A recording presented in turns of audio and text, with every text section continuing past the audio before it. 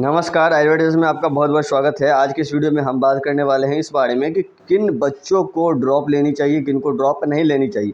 देखिए, आपके मार्क्स किस हिसाब के हैं इस पे डिपेंड करता है। कुछ बातें हो सकती है। एक बात तो ये हो सकता है कि आपको ऑलरेडी कॉलेज मिल रहा है एमबीबीएस का, आप अपने जो भी अचीव करना चाहते थे, जैसा कॉलेज चाहते थे, वो आपको मिल रही है। ये बहुत अच्छी बात है आपके लिए, इस तरह का मार्क्स है आपका। दूसरा, आप थोड़े थोड़े से रह जा रहे हैं ना, कुछ मार्क्स से रह जा रहे हैं। आप बिल्कुल रेंज में हैं, बॉर्डर लाइन पे हैं, बट आपको इस बार एमबीबीएस कॉलेज नहीं मिल सकता है। इस तरह के मार्क्स है आपके। तीसरा ये हो सकता है कि आपके मार्क्स जो हैं वो बॉर्डर लाइन से काफ़ी दूर हैं, है ना, इस तरह की चीज़ें। आपको एमबीबीएस जैसे कोर्सेज नहीं मिल सकते हैं, आपके पसंद के कोर्सेज या पसंद के कॉलेज नहीं मिल सकते हैं, तो आपको मूव ऑन करना पड़ सकता है आयुष कोर्सेज की तरफ, वेटरनरी की तरफ, फिजियोथेरेपी की तरफ, इसकी तरफ, है ना।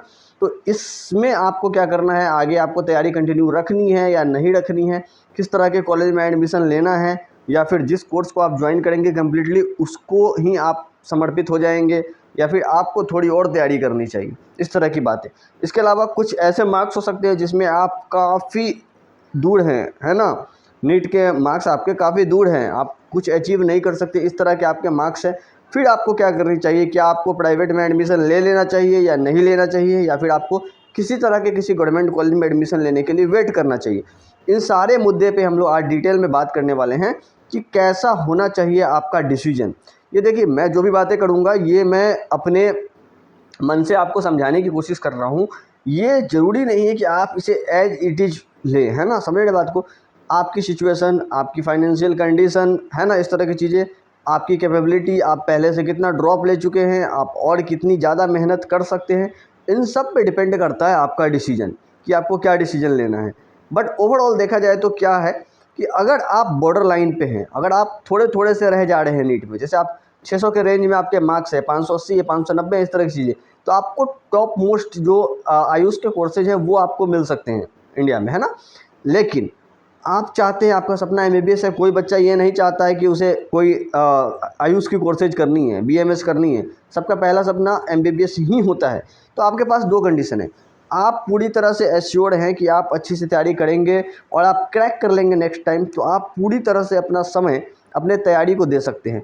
बट कहीं ना कहीं कुछ ऐसे फैक्टर्स हैं जो थोड़े से आपके मन में डाउट क्रिएट कर रहे हैं, थोड़े आपके अपने कंडीशन को लेके, हो सकता है फैमिली में फाइनेंशियल कंडीशन को लेके, तैयारी को लेके, किसी और तरह की कोई प्रॉब्लम को लेके इशू है आपके साथ। तो आप ये भी कर सकते हैं कि आप किसी ऐसे कॉलेज में एडमिशन ले लें जहाँ बॉन्ड नहीं है, किसी आयुष कोर्सेज में बॉन्ड नहीं होने की वजह से आप अगले साल चाहे तो उस कॉलेज की वो सीट आप छोड़ सकते हैं। तो वहाँ एडमिशन लेके आप तैयारी करें। ज़रूरी है कि आप उस कॉलेज में 75% अटेंडेंस पूरा करें, तभी आप वहाँ जो है पेपर दे सकते हैं फर्स्ट ईयर का उस कोर्स का। बट आपको, आपका फोकस तो एमबीबीएस की तैयारी पे है, तो आप ऐसा कर सकते हैं। हालांकि ये करना सही नहीं होता है, आप एक सीट को वेस्ट करते हैं। ये सीट किसी न किसी और बच्चे के काम आ सकता था। आप चूँकि कैपेबल हैं क्रैक करने के लिए नीट की, अगले साल तो उस सीट को छोड़ के आपको चले ही जाना है ना, इस तरह की चीज़ें। तो आप ऐसा तब करें जब आप पूरी तरह से एश्योर नहीं है, मन में थोड़ा आपके संशय है, इस तरह की बात है, तब आप किसी कोर्स में एडमिशन लें। कि अगर आप नेक्स्ट ईयर भी क्रैक नहीं कर पाएँ तो ज़्यादा से ज़्यादा क्या होगा, उस कोर्स में आपको एक ईयर के बैक लगेगी, बट आप ऑलरेडी वहाँ पे एडमिशन रहेंगे, उसी बैच के रहेंगे, आप वहाँ पे कवर अप कर सकते हैं ना, सप्ली वगैरह का एग्ज़ाम दे के आप कवर अप कर सकते हैं, इस तरह की चीज़ें। ये तो उन बच्चों के लिए हुई जिन बच्चों का मार्क्स जो है बॉर्डर लाइन पे है। हम उन बच्चों की बात अब करते हैं जो बॉर्डर लाइन से काफ़ी दूर हैं। तो उनके लिए क्या है, अलग कोर्सेज हैं। आप वेटरनरी ज्वाइन कर सकते हैं, आप आयुष के कोर्सेज यानी कि BHMS, BUMS, BAMS, आयुर्वेदा, इन सबको आप क्या कर सकते हैं, ज्वाइन कर सकते हैं। यूनानी ज्वाइन कर सकते हैं, है ना, इस तरह की चीज़ें, फिजियोथेरेपी ज्वाइन कर सकते हैं। तो आपके लिए ये सारे ऑप्शंस हैं। अब ये डिपेंड करता है कि इन कॉलेज में एडमिशन लेने के बाद भी आपको ऐसा लगता है कि किसी कारण से आप बॉर्डर लाइन से काफ़ी दूर इसलिए रह गए कि कोई प्रॉब्लम हुई थी, कुछ ऐसा कंडीशन आ गया था, है ना, आप ठीक से तैयारी नहीं कर पाए थे, आप बीमार पड़ गए थे, आप और अच्छी से तैयारी कर सकते हैं, आप भी क्रॉस कर सकते हैं, तो भी आप वहाँ एडमिशन लेने के बाद अपनी तैयारी जारी रखें, है ना, और आप अपने सपने को पूरे करने की कोशिश करेंगे वहाँ भी, है ना, इस तरह की चीज़ें। बट मैं सजेशन दूंगा कि मैक्सिमम आप सिर्फ एक ईयर किसी भी कोर्स में एडमिशन लेते हैं, वहाँ का पहला एक ईयर ही आप तैयारी करके वापस से नीट को क्रैक करने की कोशिश कीजिए, एमबीबीएस में जाने की कोशिश कीजिए। लगातार उस कोर्स में रहते हुए 1 ईयर, 2 ईयर, 3 ईयर इस तरह से करने की आवश्यकता बिल्कुल नहीं है, पूरी तरह से गलत होता है। क्योंकि ना तो आप उस कोर्स में अच्छा कर पाते हैं, ना ही आप क्या कर पाते हैं, MBBS क्रैक कर पाते हैं। तो अगर आप बैलेंस नहीं कर पा रहे हैं तो कोई भी कोर्स बुरा नहीं होता है, उस कोर्स को ही आप अपना समय दीजिए, उस कोर्स पर ही आप मेहनत कीजिए, वो कोर्स आपको आपके जीवन में फल देगा। समझ रहे बात को, इस तरह की बातें होती है। अब बात करते हैं उन बच्चों का जो कोसों दूर हैं, काफ़ी दूर हैं, उनके मार्क्स काफ़ी कम हैं, तो आपको क्या है, कोई भी तरह का कोई कॉलेज नहीं मिलने जा रहा, कोई गवर्नमेंट कॉलेज नहीं मिलने जा रहा है। तो आप डिपेंड करता है कि आपकी फाइनेंशियल कंडीशन कैसी है, आप किसी भी तरह के प्राइवेट कॉलेज में एडमिशन लेना चाहते हैं कि नहीं चाहते, डिपेंड करता है। आप हो सकता है कि आप फाइनेंशियली काफ़ी स्ट्रांग हैं, तो आप क्या कर सकते हैं, MBBS कर सकते हैं प्राइवेट से।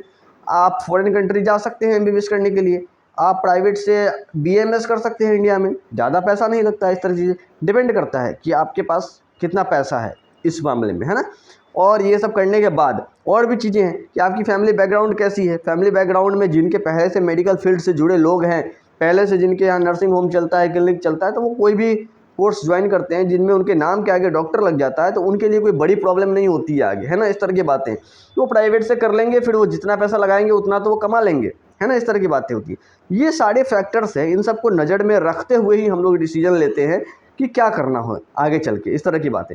और ये भी है कि अगर आपको ऐसा लगता है कि नहीं, मुझे सब कुछ छोड़ के पूरी तरह से तैयारी ही करनी है, तो ये सबसे बेस्ट होता है अपने आप में, क्योंकि आप किसी भी सीट को ख़राब नहीं कर रहे हैं। वो सीट, आप जो एक सीट उठाएंगे अगले साल, आप तैयारी करके क्रैक करके नहीं तो सीट को छोड़ देंगे, वो सीट की वेस्टेज है, वो किसी और बच्चे को मिल सकता था, बट आपने इसे वेस्ट किया।